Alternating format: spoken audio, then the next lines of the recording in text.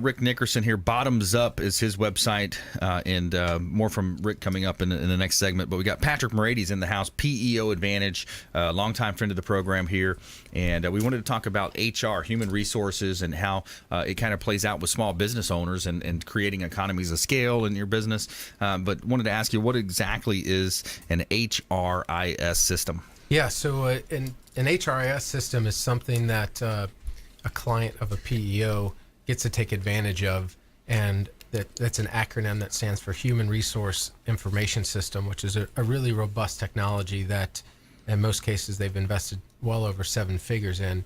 It can really be a benefit to the to the small business employer, especially when the average client of a PEO is approximately 18 worksite employees. So you get that look and feel of being a Fortune 500 type of organization. Wow, that's pretty cool. So the average is 18 employees. Yeah, that's the average when you look at across the entire industry. Yep. For us, we can help people that have anywhere from 1 employee to our largest client has 4,000. So it stretches the gamut, but it's all about what's best for the client.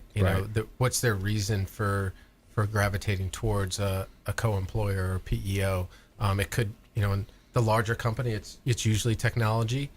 Sometimes the smaller contractor, it's to get that certificate of insurance that you were talking about, so that they can get the work comp coverage. Right. So the motivation factors are different for every company. Yeah, and so when they have these HRIS systems, there's certain types of reporting that's going to be available to the employer. Oh yeah, it's extremely sophisticated. So if you think, you're as a small business owner wanting to really learn your business, there's over 180 pre-programmed reports that you can access. So wow. Just really understanding your labor costs. So from a job costing standpoint, from if you're a contractor, if you do have employees that work different positions or roles, you have the ability to job cost. There's just tons of advantages from a reporting aspect that the employer gets to take advantage of from really just understanding their business. Yeah, it makes a lot of sense when you talk to any, if you talk to any kind of business coach in real estate, it's, hey, let's talk to the real estate coach. Who are you coaching? All the coaches are going to say, you got to know your numbers. You got to know your numbers, right? So when you know your numbers, now you can see, hey, if you can find out early on within the quarter or within the month, hey, I'm behind track here. I better do more prospecting, or I better do more whatever it is necessary for your business. It's a great tool for CFOs or a controller that's really trying to get a grasp on the cost of their human capital, or cost of their people. Yeah, it makes a lot of sense. Yeah. So creating efficiencies, so that's the way that you can help, businesses create efficiencies within their HR system. Well, not only that, but efficiencies from, not only is it a portal for the employer, it's also grants access to the employee. So now, as an employee, it becomes a resource tool for the employee to get their copies of their pay stub or their W-2, maybe policies and procedures that you've put out as the business owner, whether you host your handbook there or whatever it may be. The employee can access that remotely from their home, from their phone. So now it's less interruptions to you as the business owner. So you don't have to worry about John Doe coming and saying, "Hey, I'm looking to buy a house. I need the last month's of copies of my pay stubs," and asking you for it, or asking your controller or office manager to get that information. They can log in to the HRIS system, the Human Resource Information System, and pull that data themselves at any time. They can check their PTO. They can learn all it is that they need to learn that about the business. Yeah, it's almost all going there. It's like, you ask your banker for bank statements now. It's like, well, you have your login, just log in online, print them out.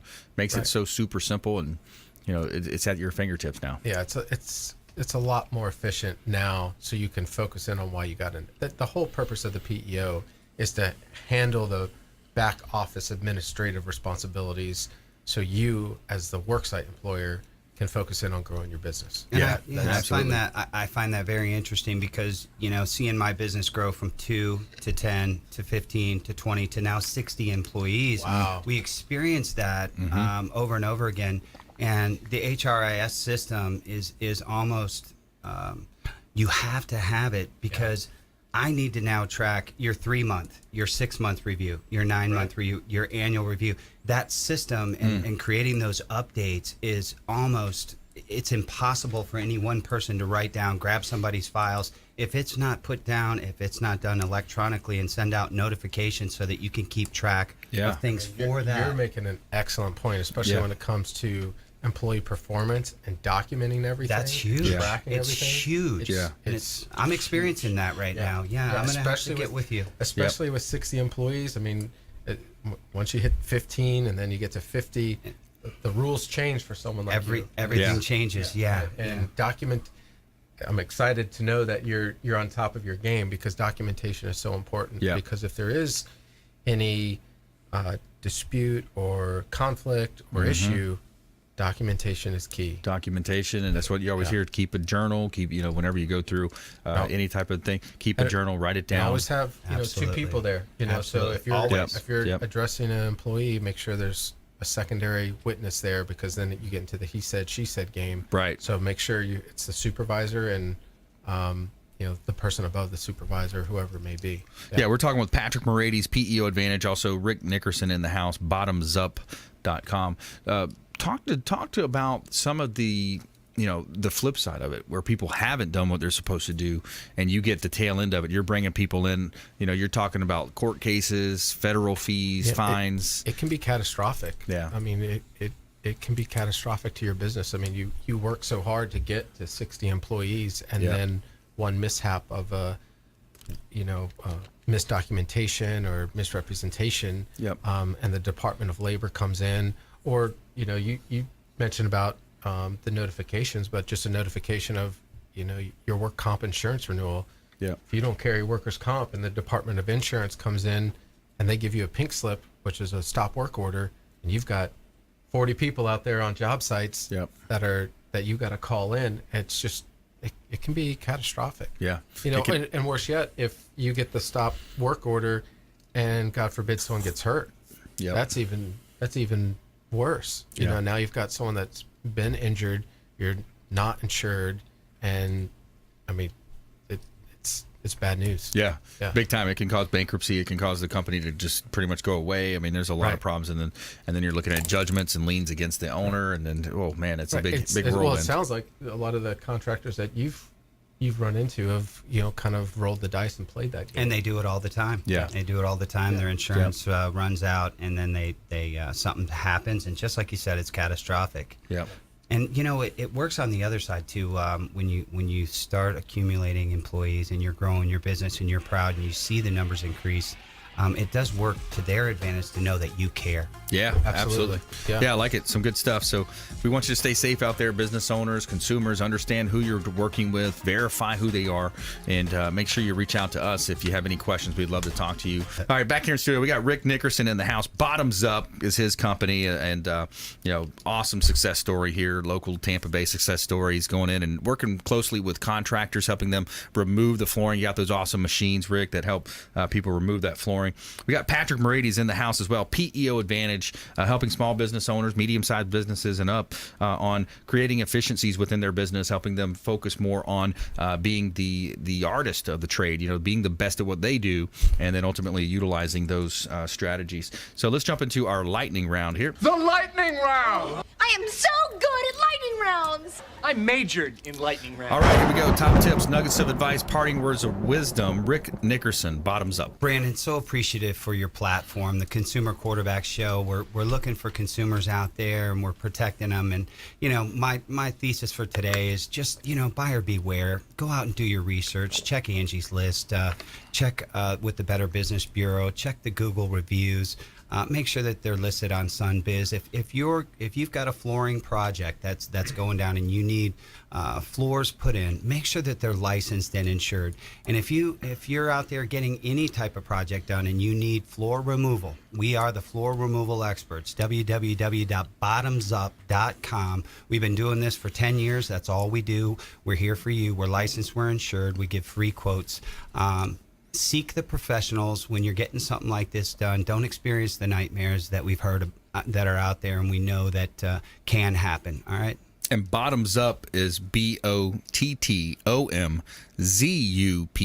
Bottomsup.com. Give us a call. We're here for you. All right, Patrick Moraites, PEO Advantage. I'm going to piggyback off of Rick here and just say, do your due diligence. I mean, that's just an overall important theme.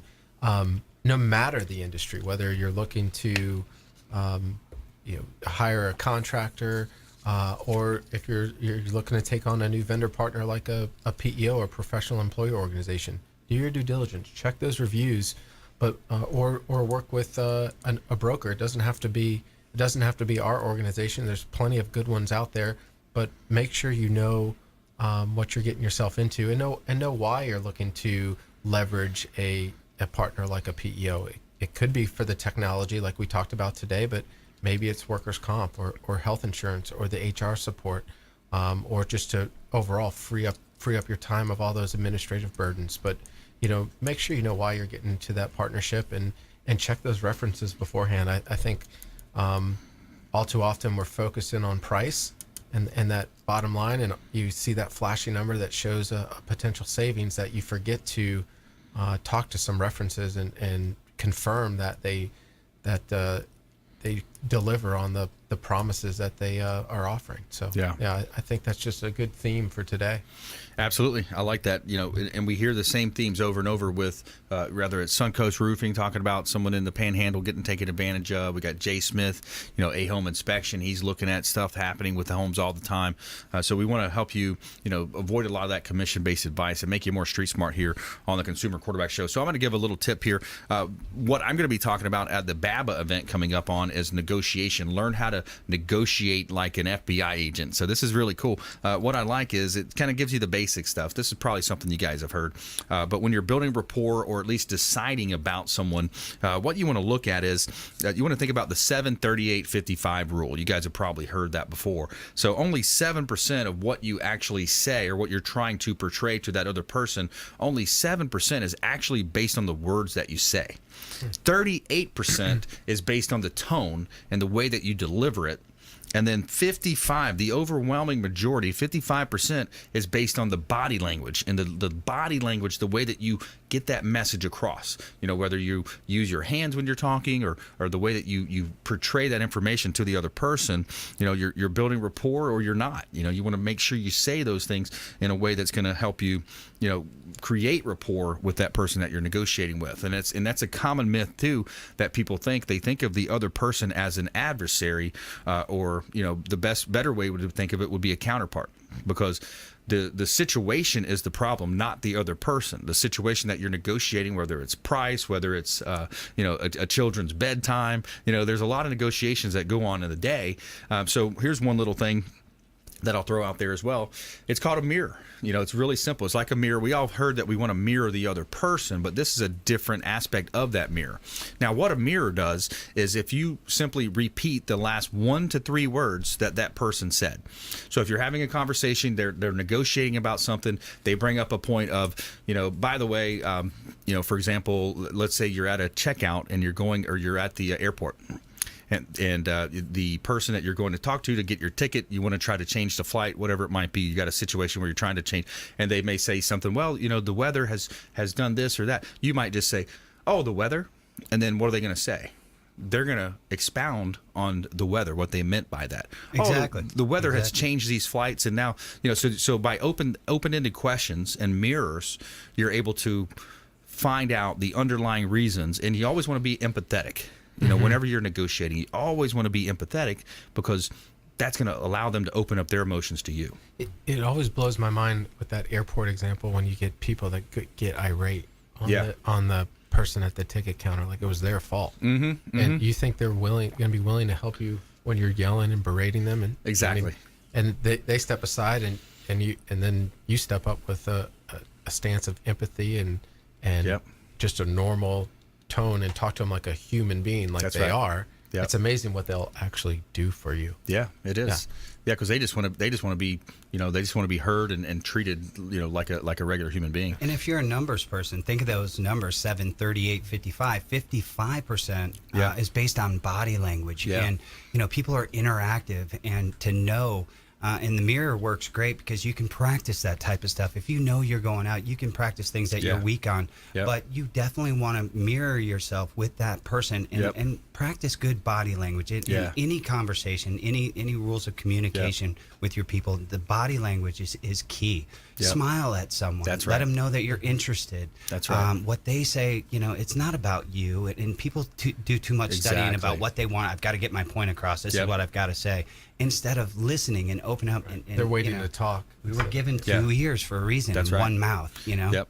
Stephen Covey said it well, too. He said, listening not with the intent to reply, but wholeheartedly listening to that person. Because that's when you're going to miss it. The FBI, as I was reading that book, so important. The FBI has 5 or 6 people behind the scenes listening because it's one of the hardest things that you can do as a human being is actually listen. Seek to understand, then to be understood. That's right. Hey, another great show today. Rick Nickerson, Bottoms Up, Patrick Moraites, PEO Advantage. And we want you to please go out there and consider committing a random act of kindness. Pack up some food or clothing, donate some blood, whatever you need to do to be a force for good in the community. We'd love for you to do that and pass it forward, pay it forward, and continue to tune into our show right here, the Consumer Quarterback Show, consumerqb.com. You've been listening to The Consumer Quarterback, Brandon Rhymes. Whether it's real estate, consumer, or financial advice, let Brandon call your next play. Contact Brandon Rhymes at 813-670-7372. That's 813-670-7372. Online at consumerqb.com. And join us next time for the Consumer Quarterback Show, weekday afternoons at 5 on AM 1380. The Biz.